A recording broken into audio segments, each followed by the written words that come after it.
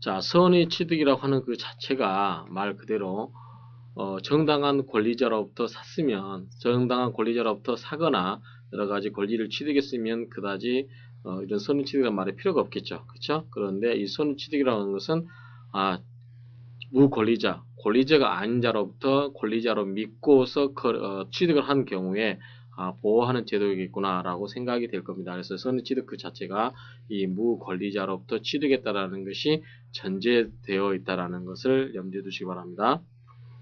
근데 어떤 동산을 점유하는 자를 권리자로 믿고 그것을 평온, 공연, 선의, 무과실로 그 동산을 양수한 경우에 비록 그 양도인이 정당한 권리자가 아니라 하더라도 그 양수인이 그 동산의 권리인 소유권이라든가 질권 등을 취득하는 제도가 이 선의취득이 되겠습니다. 쉽게 이야기해서 자, 갑으로부터 어떤 물건을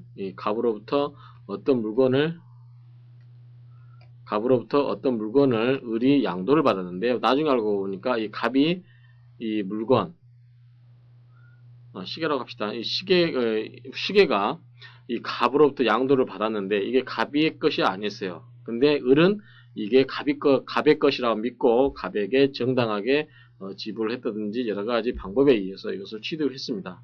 그런데 나중에 알고 보니까 갑의 것이 아니었을 때 이러한 경우에도 을은 이것을 선의로 믿고 평온, 공연, 선의, 무과실로 이러한 것을 취득한 경우에는 이러한 소유권을 취득하게 된다라고 하는 건데 왜 이러한 선의 취득을 인정하는 거 아니? 이것은 거래 안전이라든가 신속을 보호하기 위해서 그렇다라고 하는 겁니다. 근데 자, 선의 취득에서 인정되는 것은 동산의 하남 이렇게 되어 있는데 이것은 다른 뜻이 아니고 부동산은 안 된다는 게 아니죠. 우리가 저번 시간에 부동산의 선의 취득에 대해서 공부를 이미 하셨습니다. 근데 여기서 말하는 것은 이제 우리 동산과 관련해서 움직이는 그러한 재산과 관련해서 동산 중에서 어떠한 것이 이제 해당되는가에 관한 부분인데 선의 취득이 인정되는 것은 동산에 한한 것인데 만약에 동산이라도 점유가 아닌 등기라든가 등록에 의해서 공시되는 동산은 이것은 선의취득이 인정이 되지 않습니다. 왜냐하면 선의취득이라고 하는 것은 이 갑으로부터 이것을 이 물건을 인도받았을 때 이것이 갑의 소유자라고 하는 것을 표시하고 갑이 소유자라고 믿고 있어야 되는 건데 이런 단지 갑이 점유하고 있는 사실 상태로부터 갑이 소유자라는 것을 믿고 있었는데 이것이 갑의 점유가 아닌 예컨대 등기라든가 등록을 통해서 하는 것은 이 갑이 현재 점유하고 있다는 그 사실 자체를 믿으면 되는 게 아니고 이 등기라든가 등록되어 있는 그 사실을 확인을 해야 되는 거죠. 그 물건이 누구 건가. 그래서 예컨대 여러분들이 자동차를 살 때 자동차는 등록을 하지요. 자동차를 아무 사람이 와서 자동차를 끌고 와서 이게 자기 거라고 자기 거라고 주장하면서 파는 경우에 근데 알고 보니까 이 사람이 자동차 등록증도 서로 다르다. 자동차 등록증상의 명예인과 이 사람 주민등록상의 명예인이 서로 다르다. 이런 게 여러분들은 의심이 되는 거죠. 그렇죠? 이런 경우는 그러한 경우에 그 사람으로부터 자동차를 샀다 할지라도 그것은 선의 취득의 대상이 될 수가 없는 거죠. 왜냐하면 이 등기라든가 등록 자체가 공시 방법이 있기 때문에 이 공시 방법에 의한 그러한 정당한 권리 취득자만이 보호될 수 있는 것이죠. 그 다음에 수목의 집단이라든가 미분리의 과실과 같이 이러한 것은 어떠한 방법에 의해서 공인한다고 했죠? 명인 방법에 의해서 한다라고 이미 배웠습니다. 그래서 명인 방법이라 하는 것은 제3자가 알 수 있게끔 한다라는 뜻이죠. 그래서 명확하게 인식을 할 수 있도록 그러한 뜻입니다. 그래서 명인 방법에 의해서 공시되어 있는 지상물은 선의취득의 대상이 될 수가 없습니다. 왜냐하면 그것은 이미 명인 방법에 의해서 소유자를 표시하고 있기 때문에 그렇습니다.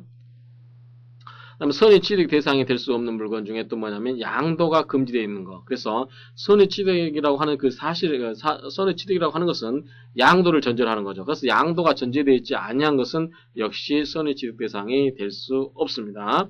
그 다음에 수표라든가 어음과 같은 유가증권은 지시채권이지 동산이 아니며 이에 대해서는 채권법이 따로 규정하고 있으나 특별법의 규정이 우선적으로 적용돼서 따라서 어음과 수표법 같은 경우는 이 어음수표법상의 선의취득이 별도로 되어 있기 때문에 우리가 여기서 말하는 동산으로 취급되어서 이 선의취득으로 논할 성질의 것은 아니다라고 하는 겁니다. 왜냐하면 물론 민법상에도 이 규정이 있긴 있지만 이것은 어음습격법이 이 민법이 상법이 이 민법법의 특별법이기 때문에 이 상법에 속하는 어음습격법이 민법보다 먼저 적용되기 때문에 어음습격법상의 선의 취득제도가 적용이 되는 것이다. 이렇게 이해를 하시면 됩니다.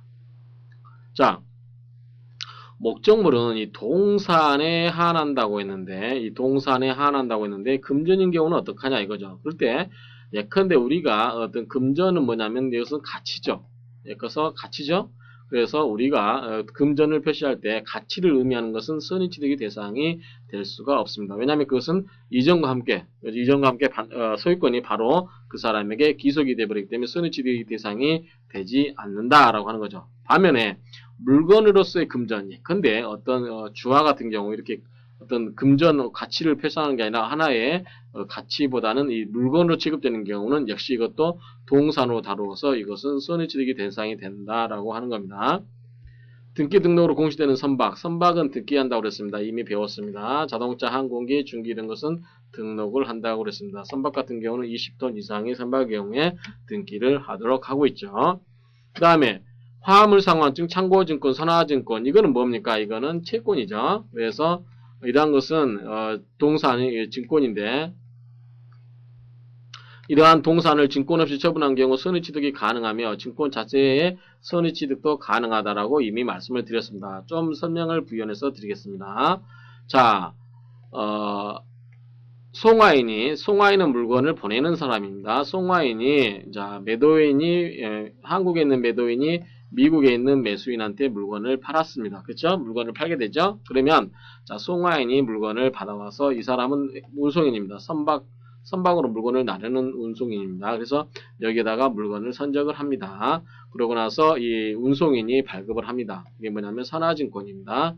그래서 선화증권이라고 하는 것은 선박에 어떠한 물건이 실려있고 수량이 몇 개고 이러한 여러가지 내용들을 나타내는 그러한 증권이라고 합니다. 그래서 증권인데 이러한 선화증권에서 발급을 하게 되면 이게 이제 시간이 한 달 정도 걸리겠죠? 태평양을 건너서 쭉 이렇게 갑니다. 그래서 미국에 있는 근데 로스앤젤레스, 샌프란시스코 이렇게 도착한다고 합시다. 그럴 때 두 가지 방법이 있습니다. 이때 매도인은 이 선화증권을 가지고서 이것을 가지고 제3자한테 양도를 합니다. 그러면 이것을 가지고 예컨대 은행에 맡겨서 이것을 돈을 빌려서 받을 수도 있고 여러 가지 목적으로 씁니다. 그래서 이 선화증권은 뭐냐면 이거를 가지고 있는 자, 나중에 운송인이 이 선박에 실려 있는 물건을 가지고 누구한테 인도를 할 것인가에 대해 이때 선화증권의 정당한 소지인에게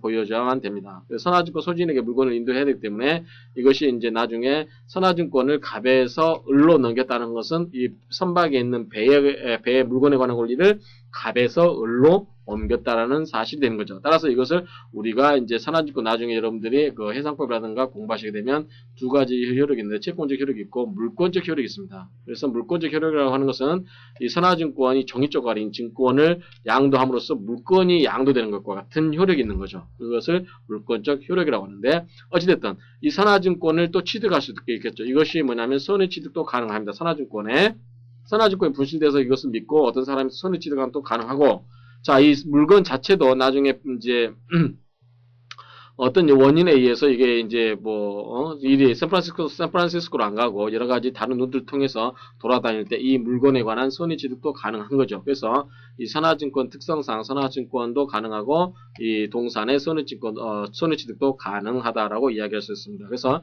이러한 선화증권과 같은 성질의 것이 화물상환증이라든가 참고증권, 선화증권인데 화물상환증은 육상운송에 있어서 화물상환증을 의미하시면 선화증권 같은 기능을 한다 생각하시면 되고 참고증권은 참고업자가 참고의 물건을 보관하고서 발행해주는 증권이다라고 이렇게 생각하시면 됩니다. 증권적 채권. 증권적 채권은 또 역시 지시채권, 무기명 채권인데 이런 것은 이것도 역시 선의 취득이 가능하다라고 이해하시면 됩니다. 다만 이러한 지시채권이나 무기명 채권은 선의 부과시로 요건이 완화되고 그 다음에 도품이라든가 유실물 특징이 적용이 없다는 점이 특징입니다. 그 다음에 또 이제 선의 취득이 되려면 선의 취득이라고 하는 것은 기본적인 전제가 뭐다? 양도. 다른 말로 하면 이전이 됐다라고 하는 거죠. 따라서 이전이 될 수 없는, 즉 양도가 금지되어 있는 물건은 선의 취득이 될 수가 없는 거죠. 그래서 이 판례도 보시면 여러분들이 이 판례를 보시면 이 남의 물건을 가지고 부동산을 경매받았을 경우에 그것이 선의취득이 될 수 있는 거냐라고 하는 건데, 이런 부분을 잘 읽어보시고 숙지하시기 바랍니다. 자, 요건을 보겠는데, 자,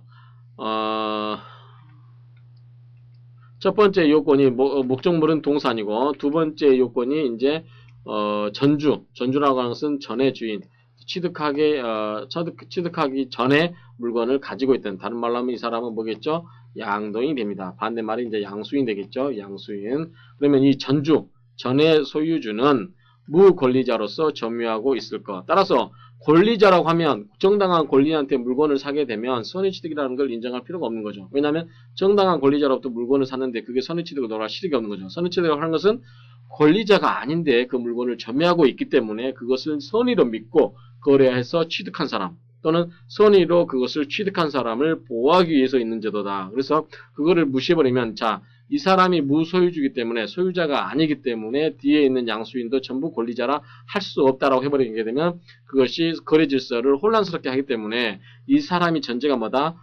권리자가, 즉 소유자가 아니다, 또는 권리자가 아니다라는 전제에서 출발을 해야 된다라는 거죠. 선취득이란 말 개념 자체에 그러한 의미가 내포되어 있다라고 이렇게 이해하시면 됩니다.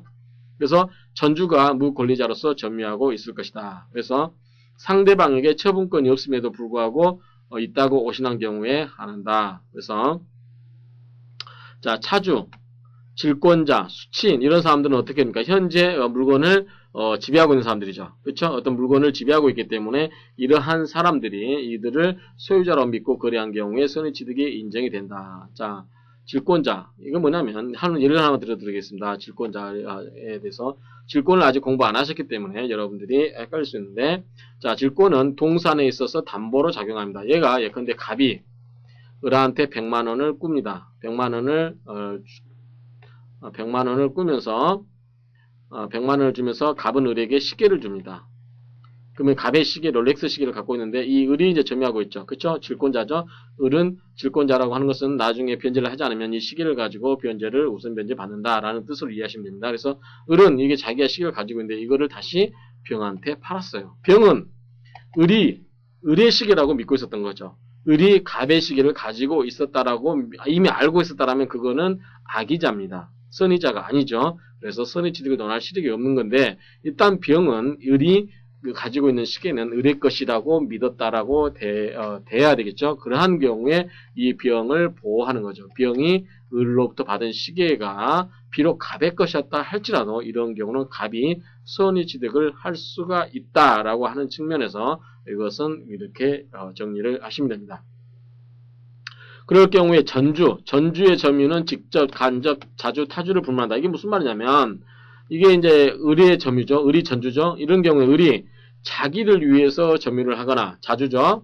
자기가 소유할 의사로 점유를 하거나, 아니면 자기가 갑의 시계를 대신 맡아준다. 즉, 남의 소유물을 자기가 맡은다는 타주의 의사, 즉, 자기가 소유자가 아니라는 것 사실을 알면서 점유를 하거나, 그 다음에 갑으로부터 직접 이거를 점유하고 있거나, 갑이 갑으로부터 받은 시계를 다른 을 다시를 통해서 간접적으로 지배를 하고 있거나, 이것을 불문한 거죠. 그래서 어쨌든 이러한 형태, 자주건 타주건 직접이든 간접이든 그러한 형태에서 이것을 받은 거, 이러한 것이 그러한 형태라고 이해하시면 됩니다. 전주는 처분 권한이 없죠. 당연히 처분 권한이 없고 위탁 매매라든가 질권자도 포함이 된다라고 하는 겁니다. 자, 판례를 보시면 집행관이 압류, 가압류에 의하여 점유자에게 보관을 명한 경우, 이런 경우는 역시 선의취득을 인정하고 있다라고 이렇게 이해하시면 됩니다. 그런데 무권 대리인이 본인의 동산을 처분한 경우는 선의취득이 아니다. 타인의 동산을 처분하는 게 선의취득이다. 당연하죠. 똑같은 이야기입니다. 이때 을이 자기의 동산을 처분하게 되면 자기가 자기 물건을 처분하는데 선의취득을 논할 실익이 없죠. 남의 물건을 취득했을 때 선의취득이 논의되는 것이 자기 물건을 팔았을 때는 논할 실익이 없다라고 하기 때문에 동일한 내용으로 봅니다. 그래서 타인의 동산을 처분하는 경우가 선의취득이 된다라고 하는 거죠. 그 다음에 취득자가 유효한 행위를 했다라고 해야 됩니다. 그래서 예컨대 선의취득자가 그것을 유효하지 않는 거래 행위를 했다라고 하면 선의취득을 논할 실익이 없죠. 왜냐하면 선의취득 자체가 선의취득자가 권리자가 아닌 전주로부터의 정당한 방법에 의해서 거래를 해서 그 거래로부터 물건을 취득한 경우, 그러한 경우에 인정이 되기 때문에 그렇습니다. 그래서 거래 행위는 유효하여야하며 무효 또는 취소 원인이 있어 실효하면 선의취득은 있을 수가 없다. 그래서 무권리자의 유효한 처분 행위가 있어야 선의취득이 되는 것이지 만약에 권리자의 하자에 있는 처분 행위는 이것은 선의취득이 아니다라고 하는 거죠. 그 다음에 이 선의취득자가 유효한 거래 행위를 하였을 것에 이제 그 내용이 더 보충 설명으로 거래 행위로 인하여 점유를 취득을 해야 된다라고 하는 거죠. 그래서 거래 행위에 의해서 동산을 취득을 하여야 된다. 그 다음에 동산을 원시 취득하거나 상속 등으로 포괄 승계하는 경우는 선의취득이 적용되지 않는다. 이게 무슨 말이냐면 자, 없던 물건을 새로 만들었어요. 새로운 물건을 만들어서 자기가 처음부터 이것을 소유합니다. 이거는 무권리자로부터 받은 게 아니에요. 그러면 선의취득을 논할 실익이 없죠. 또 아버지로부터 이제 갑으로부터 상속을 의뢰받았습니다. 그런 경우는 이것은 자기의 어떤 새롭게 이 사람이 무권리자로부터 권리를 받는 게 아니고 당연히 상속으로 권리를 받는 거기 때문에 선의취득이고 뭐고 논할 실익이 없죠. 논할 필요가 없는 겁니다. 거래행위가 유효하기 때문에 만약에 이 거래행위가 유효하지 않는 무능력, 사기, 착오, 대리권의 흠결 등으로 거래행위가 무효가 되거나 취소되는 경우는 이러한 경우는 이 선의취득이 논할 실익이 없다. 왜냐하면 선의로 취득하기 때문에 자 선의로 취득하기 때문에 이 선의 거래하는 자체가 유효해야 된다라고 하죠. 그래서 유효하지 않는 거래행위는 보호받을 수가 없는 거죠. 그 다음에 선의 취득자가 점유를 취득했을 때, 자, 갑에서 을로 맡겨놓은 시계를 을이 병한테 넘겼을 때, 병이 선의 취득이 인정되기 위해서는 뭐냐면 점유를 해야 된다라고 하는데, 이때 점유는 뭐냐면 갑의 병의 지배하에 실제로 있어야 된다는 거 합니다. 있어야 된다라고 봐야죠. 따라서 현실의 인도는 직접 넘겨주는 거죠. 오케이. 갑의 소유로 들어왔죠. 수중에 들어왔죠. 간이 인도. 자, 을하고 병 사이에 있어서 마침 병한테 병이 그 시계를 가지고 있었습니다. 그럴 때 을이 의사표시에 의해서 병이 소유권을 취득하는 경우, 이런 경우도 역시 간인도도 인정이 됩니다. 반환 청구권의 양도, 을이 제3자인 을에 대해서 가지고 있는 것을 병한테 양도해가지고 병이 을 다시에 대해서 소유권을 반환할 수 있는, 물건을 반환할 수 있는 그러한 청구권을 가져서 물건을 반환받은 경우, 이런 경우는 다 현실적으로 누구 수중에 있다? 병의 수중에 있을 수 있다. 병의 수중에 있다. 따라서 이런 경우는 병의 지배하에, 병의 점유하에 있는 결과가 되는 것이죠. 그런데 점유 계정은 뭐냐면 을이 병한테 점유를 이전한다 하면서 실제로 누구 있다? 을한테 을의 지배하였다. 이 시계가 을의 지배하에 있는 경우는 이것은 병이 현실적으로 지배를 하고 있는 게 아니죠. 따라서 이런 경우는 병이 현실적으로 유효한 거래를 해서 자기가 지배를 하고 있을 때만 선의취득을 논하는 거기 때문에 이 병이 취득을 하지 못한 상태에서는 이것은 뭐다? 점유계정에 의한 것은 이 선의취득에 해당되지 않는다라고 보는 게 이 다수설과 판례다라고 이해하시면 됩니다. 그래서 이 점유계정에 관한 부분은 특히 여러분들이 유의하시기 바랍니다. 그 다음에 세 번째, 이제, 선의 취득자가 평온, 공연, 선의, 무과실, 이렇게 해야만 되는데, 이것은 평온 공연은 뭐냐면, 평온 공연은 이제, 점유 승계시에, 이 승계시에 있어야 되고, 선의 무과실은 뭐냐면, 물권행위 완성시, 즉, 변동할 경우에 이 물권행위 완성시에 있어야 된다라고 하는 겁니다. 그래서 평온 공연은 승계할 때 평온하게, 그 다음에 공공연하게 물건을 점유를 이전받아야 되겠죠. 그쵸? 그 다음에 선의 무과실은 뭐냐면 내가 물권행위를 완성할 경우에 그것을 선의로 무과실로 해야 된다라고 하는 겁니다. 그래서 평온, 공연, 선의, 무과실로 거래를 했어야 되는데 이것은 점유 이전 시에만 요구된다. 그 다음에 전주, 즉 양도인의 선의, 악의, 자주점유, 타주점유는 묻지 않고 선의 취득을 인정한다. 이건 이미 설명했습니다. 그 다음에 선의, 평온, 공연은 추정되지만 소유 의사는 인정이 되지 않는다라고 하는 거죠. 이것이 뭐냐면 197조에 있는 내용인데 여러분들 법전을 보시면 197조에 보면 뭐라고 되어 있냐면 이 점유자는 소유 의사로 선의, 평온 및 공연하게 점유한 것으로 추정한다라고 되어 있습니다. 197조는. 근데 여기에서 이 무권리자로부터의 점유 취득에 있어서는 그 선의 취득자가 평온, 공연, 선의, 무과실 경우에서는 소유 의사는 필요하지 않다라고 하는 겁니다. 원래는 197조에서는 선의로 소유 의사로 소유사로 이게 요구되는데 이 취득에 있어서는 이 소유사가 필요하지 않다라고 하는 거기 때문에 여러분들이 비교를 해서 197조를 보시기 바랍니다. 그 다음에 무과실의 추정성 여부는 다수설은 무과실도 추정이 된다라고 보는데 판례는 부정으로 봅니다. 그래서 평원공여는 점유 승계 시에 아까 말씀드렸다시피 점유 승계 시에 선의 무과실은 물권행위 완성 시에 존재해야 된다라고 하는 겁니다. 그러면 이렇게 선의 취득의 요건을 갖추게 되면 효과가 발생하는데 어떤 효과가 발생할까요? 당연히 소유권을 권리를 취득하는 거죠. 그래서 가장 대표적인 게 이 권리를 취득한다라고 하는 거죠.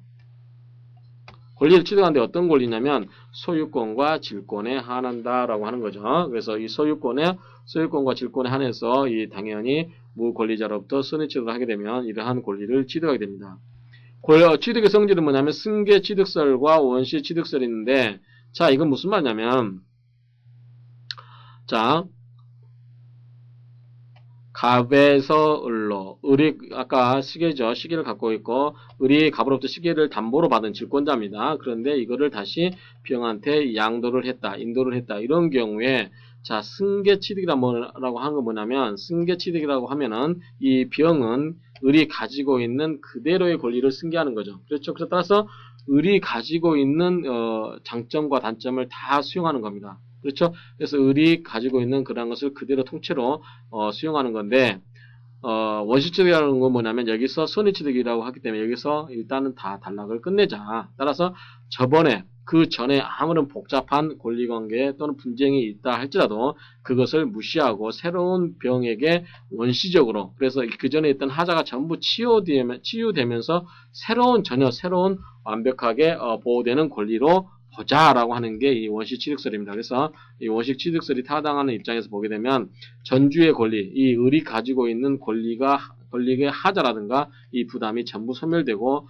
새로운 완벽한 권리가 비형에게 취득이 된다라고 이렇게 결론을 내릴 수 있습니다.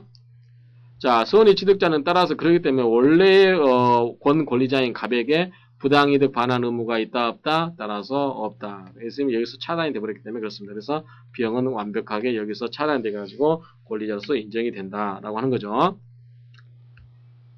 자, 여기서부터 보는 이 도품이라든가 유실물에 관해서 이제 내용인데 이거는 우리 민법 250조에 있는데 이거는 여러분들이 상식적으로라도 알아두시기 바랍니다. 자, 도품은 뭐죠? 훔친 물건이죠. 그렇죠? 훔친 물건이고 유실물은 분실, 어떤 점유 이탈한 그 물건을 얻게 되는 경우죠. 그래서 동산이 도품이라든가 유실물인 때는 선의 취득의 요건을 갖추었다 할지라도 피해자 또는 유실자는 도난 또는 유실한 날로부터 2년 내에 취득자에 대해서 무상으로 그 물건의 반환을 청구할 수가 있습니다. 몇 년 이내에? 2년 이내에 도품의 경우는 뭐죠? 물건을 훔친 것 때문에 뭡니까? 이거는 피해자죠. 유실물은 뭐냐면 분실자죠. 또는 유실자죠. 이러한 사람은 자기의 물건을 2년 내에 그 취득자에 대해서 공짜로 돈을 전혀 내지 않고 내 물건이니까 반환해 달라고 이렇게 청구할 수 있습니다. 즉, 이 도품 유실물이라도 선의 취득의 요건을 갖추게 되면 취득자가 일단 소유권을 취득하지만 피해자 또는 유실자는 반환 청구에 의해 소유권을 다시 회복해 간다라고 하는 겁니다. 그래서 이 갑에서 을에서 병으로 갔을 때 을이 갑의 시계를 훔쳐와 가지고 자기가 병한테 이거 팔았을 때 갑은 2년 내에 병에 대해서 자기 물건이니까 달라고 돈은 지불하고 않고 돈은 지불하지 않고 그래서 병은 을한테 돈을 지불했지만 갑은 병에게 돈을 지불하지 않고 이것을 반환해 갈 수 있다라고 하는 겁니다.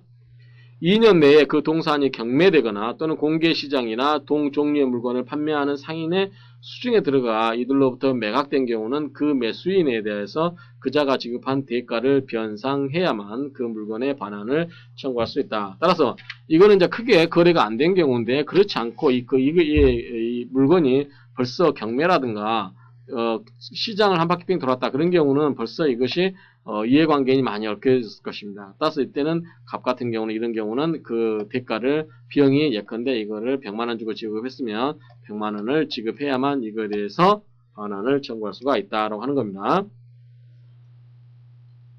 근데 고물상하고 전당포는 이제 이거를 주 업종으로 하는 거잖아요. 그래서 이러한 경우는 그러한 경로로 취득된 것이라 하더라도 1년 내에는 무상으로 반환을 청구할 수 있다. 따라서 고물상과 전당포를 영업하시는 분은 이게 그러한 물건인지 아닌지, 도품 유실물인지 아닌지를 정확하게 판별을 해야 될 의무가 있다라고 볼 수 있겠죠.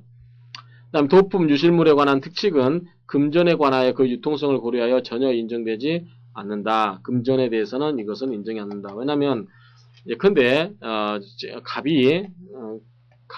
을이 갑의 집에 들어가서 금고에서 예컨대 10,000원짜리 10,000원권짜리 한 다발 100장을 훔쳤습니다. 100만원이죠.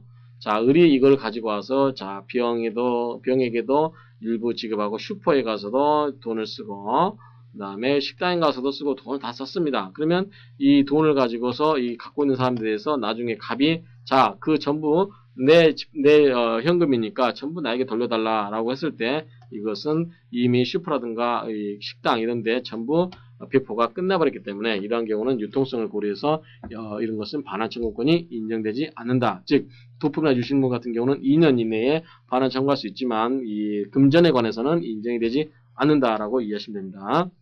사기, 공갈, 횡령 이런 경우는 역시 적용이 안 된다.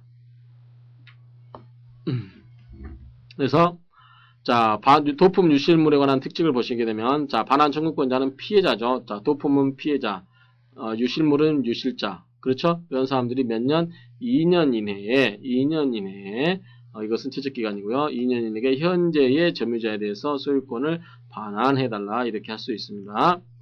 반환 청구 기간에도 소유권은 선의취득자에게 확정적으로 기속이 되고요. 다만 피해자 또는 유실자가 법률 규정에 의해서 반환 청구를 할 수 있습니다. 대가의 변상.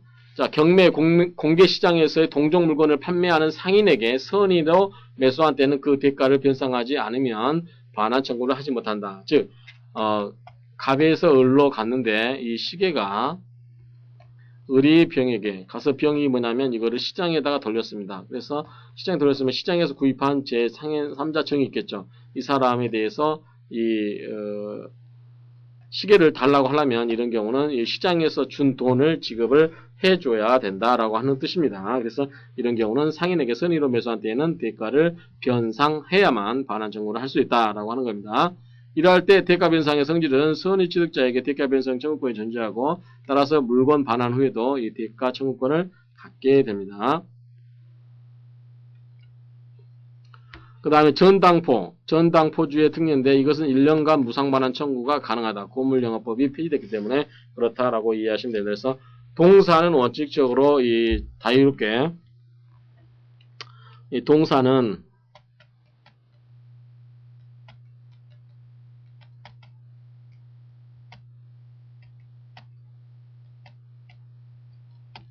선의취득이 인정이 된다. 선의취득이 인정이 된다라고 하는 거 기본이고, 근데 여기서 이제 뭐냐면 여러분들이 이 특칙으로서 250조의 도품, 훔친 물건과 유실물, 이것은 분실한 물건 또는 어찌됐든 물건이 이러한 경우에 어떠한 효력을 갖는가에 대해서 살펴봤습니다. 그래서 이러한 것은 여러분들이 한번 정리를 해보시기 바랍니다. 수고하셨습니다.